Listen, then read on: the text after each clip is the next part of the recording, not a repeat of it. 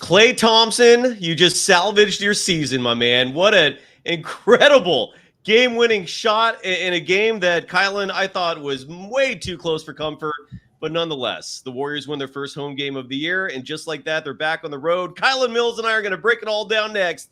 The Warriors win on a game winner by Klay Thompson. This is Locked On Warriors. You are Locked On Warriors, your daily Golden State Warriors podcast. Part of the Locked On Podcast Network, your team every day.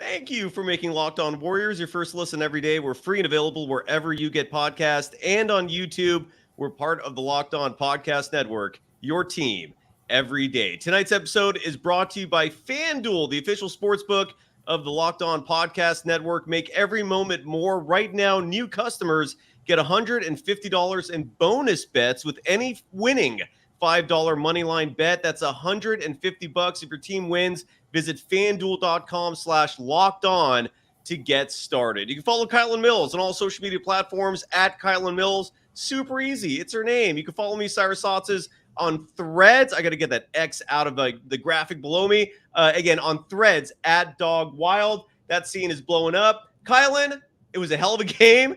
Again, as I said before, a little too close for comfort. I was about to come into this program with a totally different direction. And then Klay Thompson hits that dagger for the game winner. Your immediate reaction, and how are you? Doing well, Cy. The positive thing is that the Warriors can play an ugly, sloppy game of basketball and still win. This is a game the Warriors should have run away with. They're playing at home against the Kings, who are missing their best player by a long shot. De'Aaron Fox is a very special player.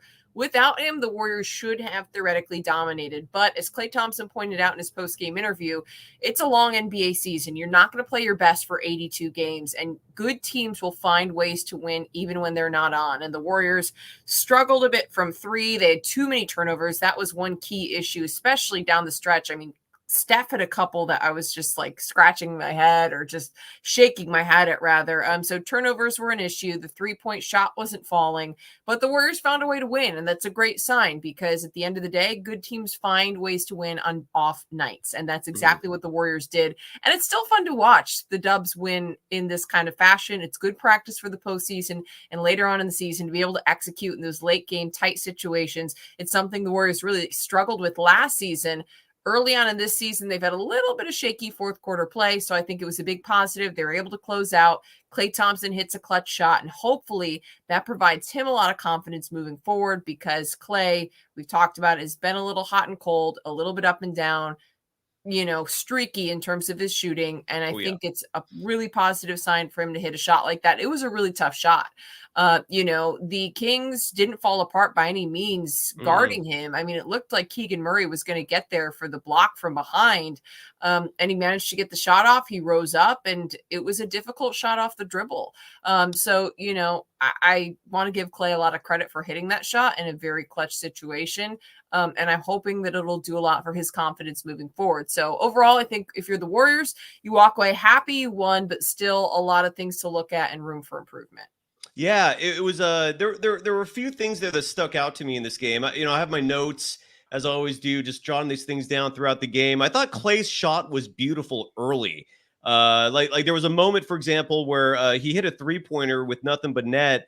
I think it was in the first quarter, and then Kerr had called a timeout like a split second before he hit that three, so they took the three away, and you could tell Klay was a little frustrated by that. And then Kerr, again, one of the things that he is masterful at is scripting plays out of timeouts. And so what does he do? He makes Klay happy. He scripts a three for him. Klay hits it. I thought his shot was beautiful. He had excellent touch. And one thing that's really been standing out to me about Klay this season, even though he's been struggling for the most part shooting, like just to give his numbers real quick tonight, 6 for 15 from the field, 1 for 4 from beyond the arc, had 14 points, including that game winner. But almost night in, night out, he's been really solid in the plus minus. Like tonight, he led the team in plus minus with 10, which I think is indicative partly to his defense. partly to smart offensive play, even if the shooting hasn't been overly efficient. He'd had just 2 turnovers tonight in 30 minutes of play. So yeah, I mean, yeah. And like you said, I think this is hopefully a morale booster for him where he can build off this. But couple things that were interesting to me in this game that stuck out was the Warriors went to their backup unit, their second unit, which is entering tonight's game, was second in the NBA in plus minus. The Warriors bench has been incredible. We've been talking a lot about depth. Kerr went to it earlier than usual. He went to it at like the 4-minute mark of the first quarter. And then the Kings rebounded or adjusted with a zone D. And I think that flummoxed the Warriors. Did you notice that as well? And what were your thoughts on that if you did?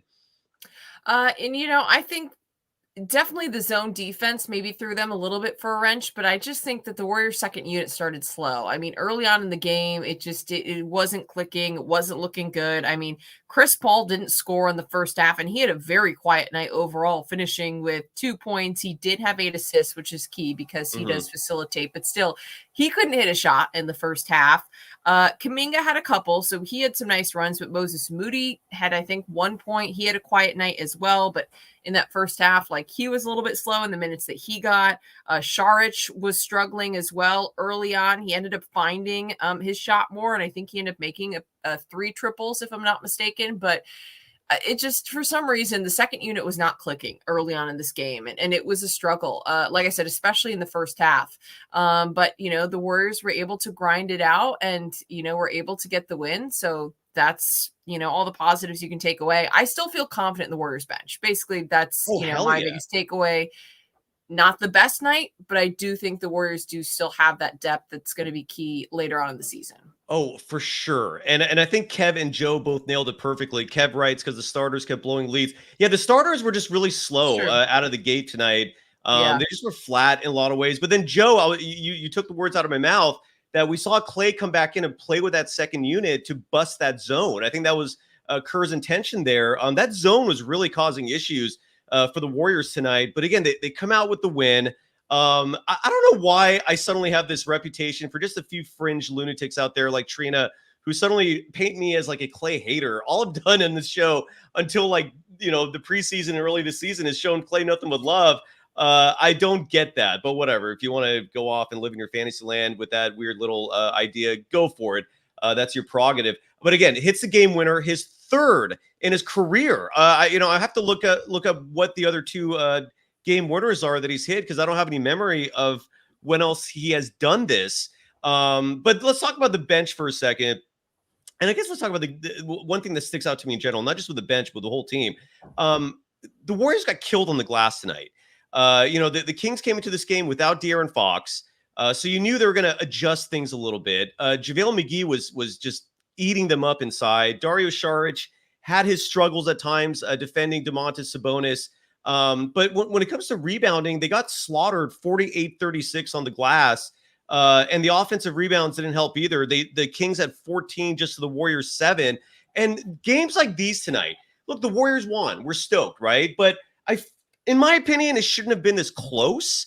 And this is where a game like this I really would have relished seeing Trayce Jackson-Davis out there. I wouldn't have minded seeing like a much bigger lineup. Like one lineup that came to my head, for example, was maybe seeing a lineup that has Trayce Jackson-Davis, Dario Saric, and Kuminga, right? That would be a big lineup because Kuminga can handle that wing position, but he's also still 6'8", right? So he gives you size. And then Brandon Podziemski averaged 8.8 rebounds a game in college. I feel like he would have helped too. Were you thinking the same thing? What were your thoughts as you saw the Warriors getting killed throughout the night on the glass? I wanted to see more Trayce Jackson-Davis for sure.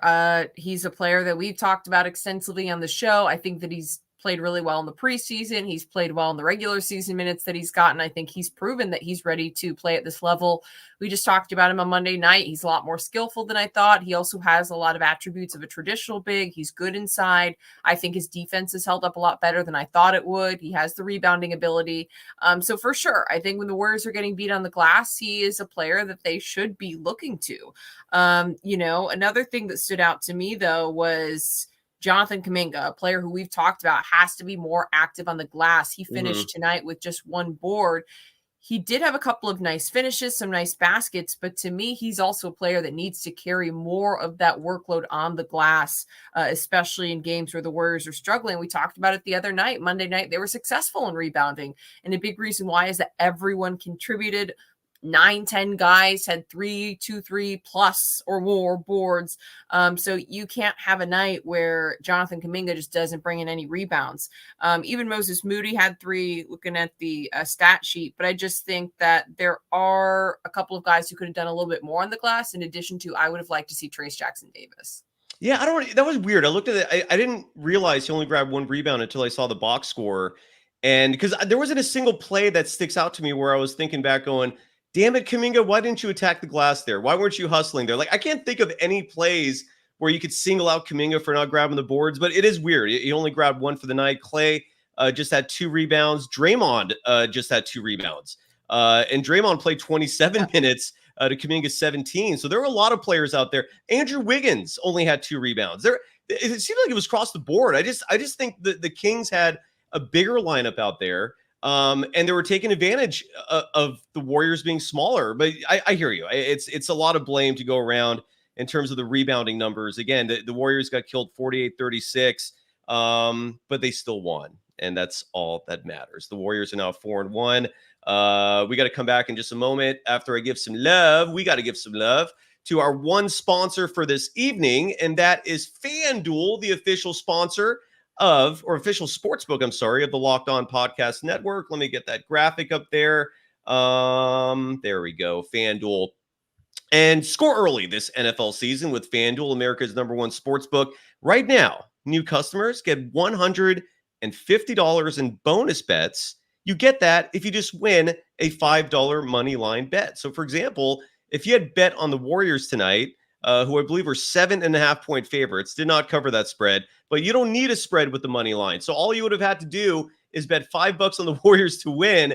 You would have won that bet, and then FanDuel would have put in $150, just slid it right in there, not into your DMs, but into your account. And you would have had 150 bones to play with right there. So if you're thinking about joining FanDuel, there's no better time to get in on the action. We still have NFL action.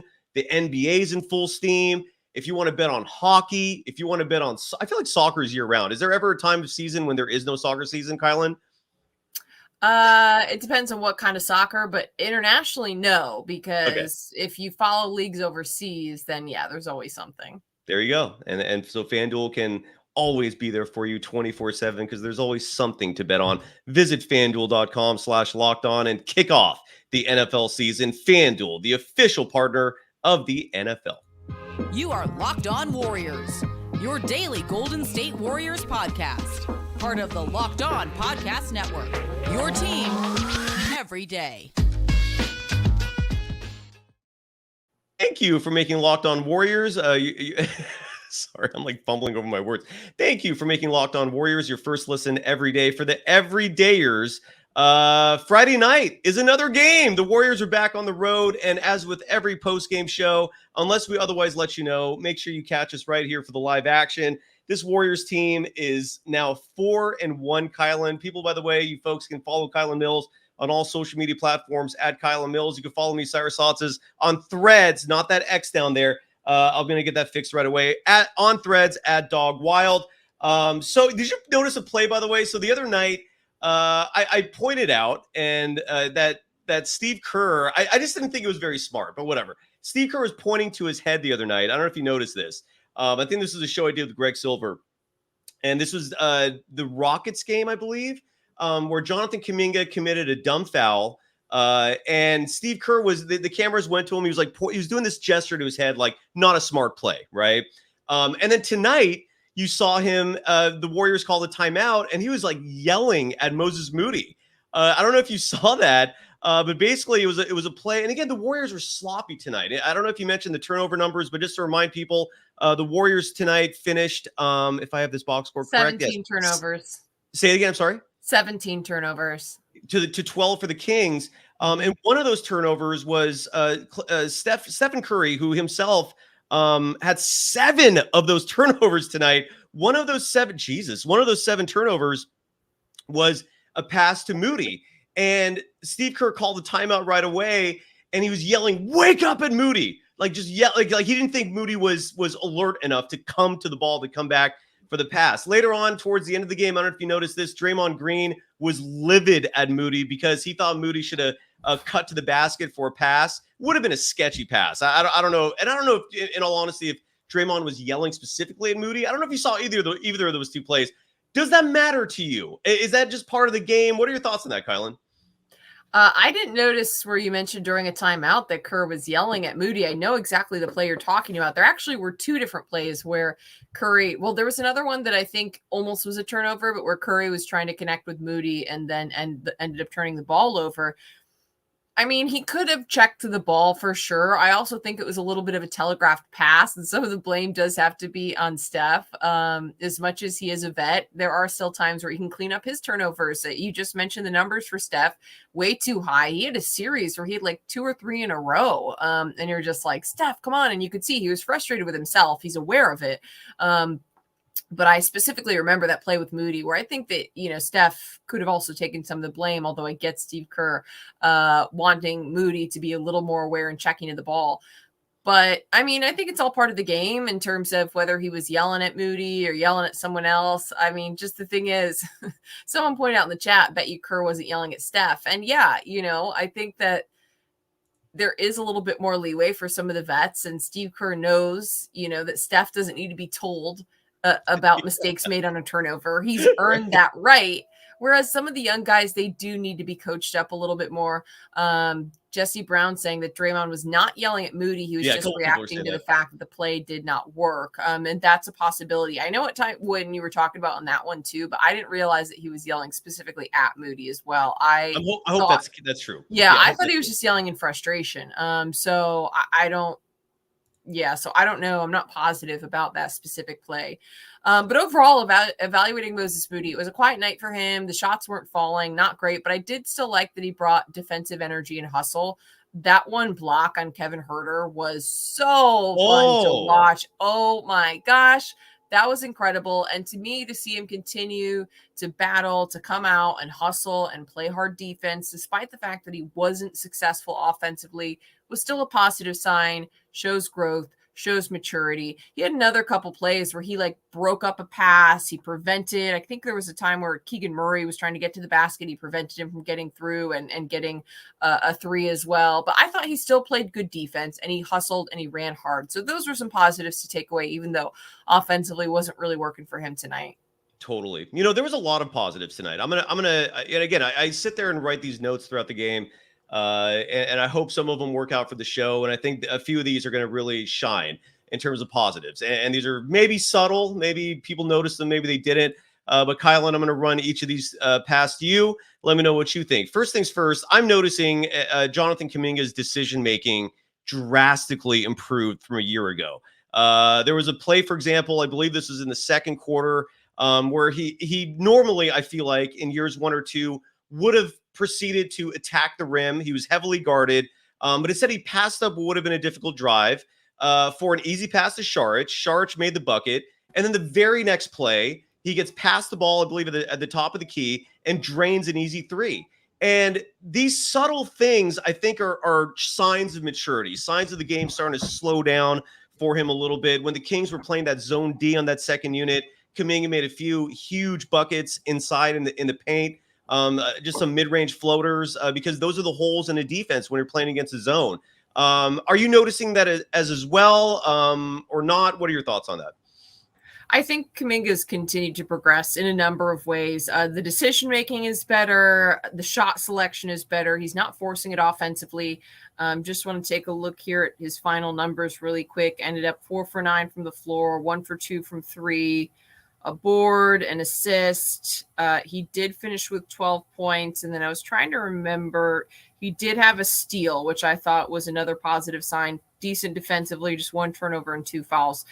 So I think there are a number of ways that he's just continuing to make better decisions and to be just a smarter and more mature player. I think that's certainly one of them that you pointed out. But I just think overall, he definitely has made significant progress. The only area that I see room for it, not the only, but the biggest area I see room for improvement is just trying to get the rebounding numbers up night in and night out, because we've seen nights where 6-7 boards, he pulls them in, and then other Yeah. nights like tonight where he's just super quiet. So just trying to consistently get on the glass. I agree with you though. Something you said earlier was, I don't know if there was one or two plays that stand out to me where it was like, oh my gosh, because that has happened before. It was like egregious that he like didn't go after the ball, but still he also needs to be proactive, especially with the Warriors' lack of size.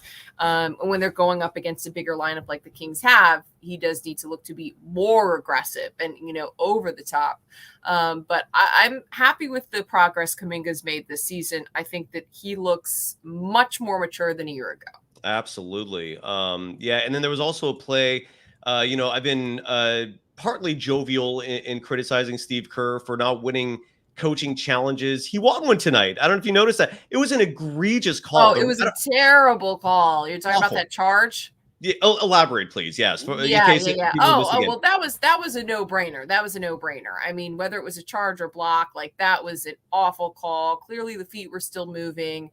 Steve Kerr was right on the money in challenging that. Right, like that was a no-brainer. Like I think everyone who saw that, you saw the feet moving. Like that absolutely should have been a defensive foul. There was no way that was an offensive foul. His feet were not set. So that was just to me. Bad call, no questions asked, but I'm glad that Steve Kerr won a challenge. No matter how he got it done, even if it was an obvious call, fair enough. I was glad to see him win that, but it was a terrible call. Like it was awful. It was awful. And I feel like I've singled her out before for just missing some blatant ones. That was really bad. But regardless, yeah. So Kuminga made the free throw for a 3-point play on that specific coaching challenge that again they won. Another thing I'm noticing, which is a huge positive, and I don't know if it reflects in the box score tonight, but the Warriors are night and day, in my opinion, between last year and this year in terms of getting to the line, in terms of getting free throw attempts. And that's where I think Chris Paul is making a difference. I think that's one of the many facets of Kuminga's game that has shown growth. He's getting to the line a lot more now, partly because he's attacking. And it really stuck out to me because in the second quarter, it was around the 5-minute mark, the Warriors were in the bonus. And there have been a lot of games last year. My God, I mean, It was like all season long. So this year, though, I mean, in terms of tonight, in terms of the free throws, the Warriors had 15 free throw attempts to 23 for the Kings. And again, part of that is the Kings are a much bigger team. You're going to go to the line more when you're a bigger team because those big dudes are getting fouled more often by smaller players. But what are your thoughts on the Warriors actually like getting to the line? I mean, those are free points that they're finally getting again. What are your thoughts on that? Yeah, it's been much better this season. I also, that second quarter is the one that stood out to me because they were able to get into the bonus so quickly, but they're just being more aggressive and smarter. Someone just mentioned in the chat though, where was it? Oh, Kev F says CP3 teaching them all his tricks. And that actually made me laugh. And I do wonder how much Chris Paul might be having an effect on that because he is the king of drawing contact. I don't want to say acting. He's on our team now, so I'm not trying to be critical, but he is very good at getting calls in addition to drawing contact. He is very good at making it apparent, which now that he's on, on the Warriors, that's great. We'll take it. So I do wonder if CP3 has been a factor at all. But the Warriors are doing a much better job. And to me, if you're not a big team, like you said, that's drawing the fouls inside, you have to be aggressive in attacking the basket because players aren't just going to foul you shooting threes. You have to be attacking the basket and they have to be aggressive. And I just think the Warriors have done a better job of that this season. So that's one thing that stood out. In this game, I think they had the advantage in points in the paint. Do you have the box score up? I do. Because the Warriors are doing a good job of getting the ball inside. And that's where you're going to draw fouls and you're going to get more contact and you're going to end up at the line more. And I thought they had the advantage tonight because they did do a good job of that. They did. They outscored the Kings in points in the paint 46-38. Incredibly, the Warriors had less field goal attempts in the paint. They had 38 field goal attempts in the paint to 41 for the Kings, but the Kings were missing a lot of them. The Kings were just 19 for 41 from inside the paint, where the Warriors were 23 of 38. Part of that is also Gary Payton II, who's always savvy inside. Was it weird to you, by the way, that the Warriors, despite having a night where they're getting killed on the glass, their lineup the last 2 minutes and change was Curry, Chris Paul, Gary Payton II, Klay Thompson and Draymond. Klay's the tallest player in that lineup. That was yeah, that was wild to me. I'm really stoked the Warriors came away with the win tonight, because some of the decisions in terms of the players coming in and out were baffling. And I don't know, did you think that too, or were you comfortable with that? Literally, that exact lineup had me scratching my head. Also, because Gary Payton II is the team's defensive specialist, and not that he doesn't have his moments offensively, but like the Warriors were trailing, and they were trading bucket for bucket with the Kings quite often. But like a minute 30 to go, the Warriors were trailing. They need a basket. Why do you have the smallest lineup on the floor with Gary Payton II? Yeah, but it worked out. I think the logic was Gary. Look, Malik Monk is an incredible player. It kind of blows my mind that the guy is not a perennial all-star, because every time I feel like he attacks the paint, he drives to the rim, he scores, or at least he comes close. Like he's a solid 3-point shooter. I don't get why he's not. He doesn't have bigger numbers, why he doesn't have more accolades than he does. He's a fantastic player. And I think the Gary Payton II move was partly to defend him. That would be my guess. But yeah, that was weird. I don't know what's going on in the chat, by the way. What is going on in the chat? Are you following this, Kylen? There's like fighting about Jordan Poole. There's like some Kings. I don't know what's going on in there. I just don't know if it's worth touching on it or not. I don't know, but yeah, there's some drama going on there. Whatever. Have fun. I just can't follow what's going on, but there seems to be some drama in our chat. I love our fans, so I hope everyone's doing okay there. Anyway, so Gary Payton II, real fast, his box score.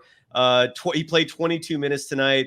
Again, just had 4 points. You don't usually rely on Gary Payton II for the numbers. But I really love the fact, and I posted this actually. One thing with threads I like is you can write longer posts. You have a much longer character limit, so I can actually just write borderline little mini like columns. And I gave Steve Kerr his due. And if I do a show tomorrow, I'm going to dedicate the show even more so to Steve Kerr, because I think he's doing a solid job this year. And one of the things he's doing that I think is great is giving Gary Payton II minutes.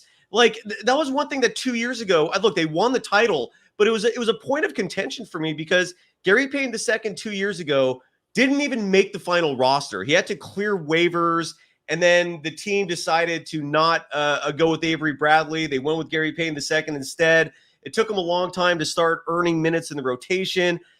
And to me, he's a guy who you should be night in, night out giving 20 minutes plus, guaranteed. Like, he deserves that. And Kerr's doing that this year. So I want to give Kerr his kudos for actually playing Gary Payton II, because the dude makes such a difference. I mean, I guarantee you ask any opposing player, like which Warriors individual is causing the most havoc, and the answer is probably going to be Gary Payton II. What are people writing here? And so anyway, so I just want to give Gary Payton II and Steve Kerr their due. Anything you want to add on Gary Payton II? No, happy to see him playing. And I also just think Kerr needs his due on playing the youngsters. I hope it continues. I mean, that's the other biggest standout thing to me about the way Kerr has been coaching early on in the season is giving Jonathan Kuminga, Moses Moody opportunities. And I want to see continued opportunities for Trayce Jackson-Davis and Brandon Pajemski. That's going to be key to me moving forward in the season. I think they both have a lot to offer. They've both shown they can play at this level. They can contribute. And there should be times where the Warriors are able to work them into the rotation. So I'm looking for Kerr to continue to do that. I'm still not sold on how small he's been going at times, like we just pointed out late on this game, but he does deserve credit not only for playing GP2, but playing the young guys. And I hope that he continues to find opportunities to play the rookies as well. Absolutely. No, I'm totally with you. I want more Pajemski. I want more Trayce Jackson-Davis. I'm totally with you on that, because it solves so many of these size issues. It solves the rebounding edge. Again, tonight they were out rebounded versus the Sacramento Kings, 48-36. But I think even more startling in terms of discrepancies is the fact that the Kings had 14 offensive rebounds to just 7 for the Warriors. Yeah. You play Brandon Pajemski, you play Trayce Jackson-Davis, you don't have that problem. Those two are almost like specialists in that department. So I really do wish that would happen. But another positive. Are you ready for more positives? Are we going to go too far with positives, or can we not have enough positives? Here's another positive that I noticed. One thing last year, which I thought was sorely lacking for the Warriors, and a lot of people brought this up, and it's a very subtle thing. It doesn't show up in the box score, unless people actually discuss it or report on it, you're never going to learn about it because, again, it doesn't show up in terms of measurables. But the Warriors bench, there was a lack of emotion last year. There was a lack of that pizzazz that sometimes you have in previous years, especially with championship teams, that Dub Nation's been accustomed to, right? Stephen Curry goes on a heater. He goes on a huge run, and you see the bench just going ape feces, right? They're going nuts. And last year, we didn't really see that. One play that really stuck out this year, or tonight, I'm sorry, in line with the emotional boost that a good chemistry on your bench gives you. Brandon Pajemski doing the flex. Who was it that made the basket? I don't think it was Draymond. I can't remember who it was now. Maybe it was Moody. But the point is, I'm seeing a lot more love. I'm seeing a lot more life, a lot more energy from the bench. And I think that does make a subtle difference. It's subtle, but it makes a difference. Do you agree with that, or are you not seeing it? What are your thoughts on the bench? Makes a huge difference. The Warriors last year were lacking, not just on the bench, but on the team overall, the joy. Someone pointed out in our chat on Monday, and I meant to point it out during the show, and I forgot. So if you're the one who dropped the comment in our chat on Monday, appreciate it. The Warriors are playing with joy, is what the one of our viewers, fans said. And that's absolutely apparent. And a lot of that does come from the chemistry, not just of the group, but the energy that's brought on the bench. It absolutely affects the way the guys on the floor play. They feel it. They feed off of it. And there has been a noticeable difference this year. Last year, it was just so strange. Like, it just felt so depressing on the bench. Yeah. Like, every time they showed shots of the Warriors bench, like, guys weren't excited. They weren't on their feet. They weren't happy. They were moping. It was odd because that's not been the DNA of the Warriors in the last decade, throughout their last championship runs. So it does seem that the bench not only is playing better on the court, but they are bringing the energy when they're not on the court. And it's huge. And it's absolutely huge. You love to see, you mentioned Pajemski and some of the young guys bringing it and feeding into the positive culture as well. Just seems like the Warriors have started the season on a totally different foot than a year ago. So there's a lot of positives to be taken away. And I think that's definitely one of them. Just the chemistry this team has, the way they're gelling, it just seems totally, totally different. And I was just looking at some of the post-game comments while we were chatting here on the show. And I think Draymond said something, not necessarily about the chemistry, but that was just telling. He said that he feels like the makeup of this Warriors team is what's going to lead them to success in the postseason. He said, This team has size, we have depth, we have ball handlers, we have scorers, we have shooters, we have defenders. I can walk in the locker room, look around, and know when it comes down to it, we're always going to have a shot to win.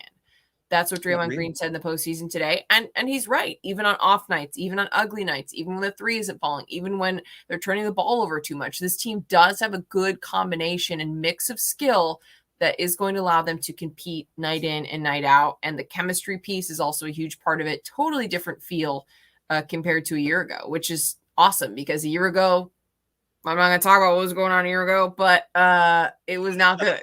It was not good. We'll just say that.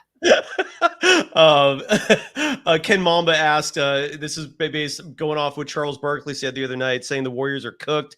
Saying they're the fourth best team in Cali. No, absolutely not. And I want to touch on the Nuggets in a second because they lost their first game of the year tonight as well, because they're clearly the standard bearer for who the Warriors have to overcome. I was trying to find. Yeah, go ahead. Sorry, were you saying I was going to say, did you watch the Suns Spurs game?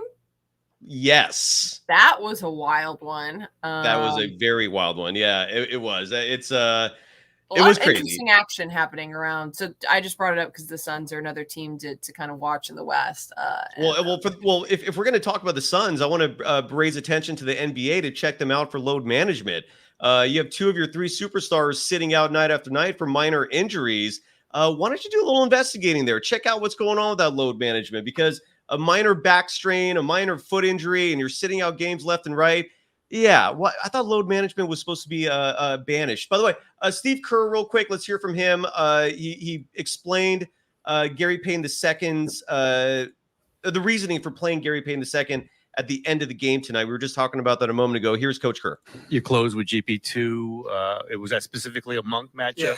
Yeah. And no Wiggins again to close. It's just the way this is going to work sometime. Yeah, I mean, no Wiggs, no loony the last 3 minutes, but that, it doesn't mean it's going to be like that all the time. It was a matchup thing. They went smaller, which is when we went to Gary, when they brought Monk in, I think around the 3-minute mark, and Gary's our best matchup against him. See, that's why you come to this show, folks. That is why you come to this show, folks. We told you exactly. That's the reason. You were on why. the money. Yeah, you were on the money. And that made the most sense. It just still was such a small lineup. I was just kind of like holding my breath. One last positive in my notes, and I think we have time for this real fast. I thought Klay Thompson late in the game double teaming Sabonis, because Sabonis kept eating Sharch up.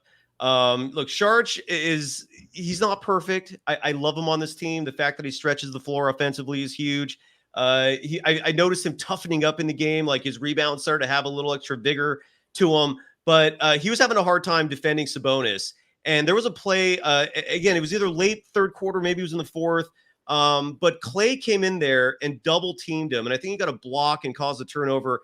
I thought that was huge. And it's a little thing sometimes that make all the difference in the world. So kudos to Klay Thompson, wrapping it up back to him, hitting the game winner. Any final thoughts, Kylen, on the Warriors? Now 4-1 to start the season.